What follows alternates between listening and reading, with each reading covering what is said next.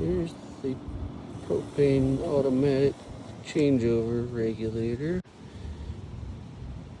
Seems like a pretty install, pretty easy install. Gonna need some propane tape for that fitting, it sounds like. So I'm running into the Home Depot.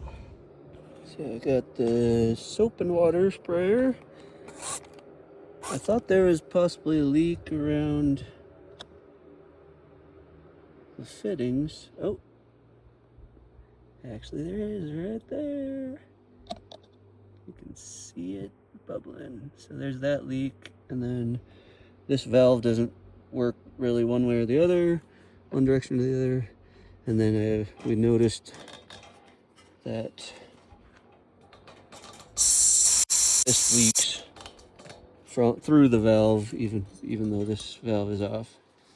All right, so both valves are off, and then we're gonna release these. And that one.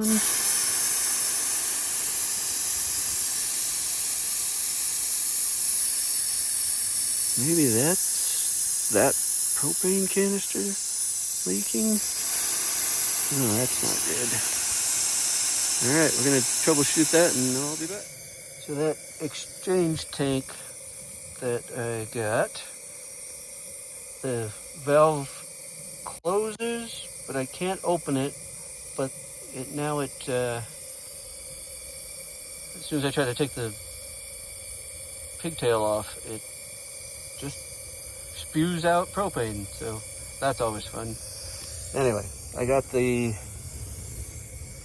regulator off, obviously, and I wrapped some propane specific Teflon tape around that, and now I'm gonna put the new regulator on.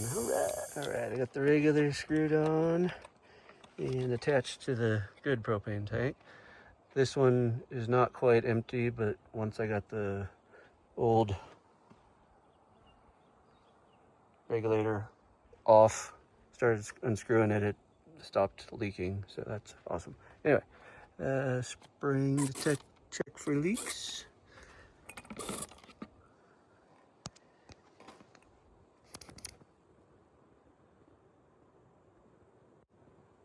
Looks good there. These ones are from the factory, so I would hope they're good, but you never know. All right, perfect. So about 50 bucks for the regulator at Camping World. I saw it on Amazon or something for 45 roughly, but I needed it today, so I grabbed it in town, and I grabbed the yellow Teflon tape for the propane specifically, and I didn't have a spray bottle, so 5 bucks for the spray bottle. So about over 60 bucks total, and that valve from before was same age as the trailer, I think, so 25 years or so. Perfect. Thanks guys for watching.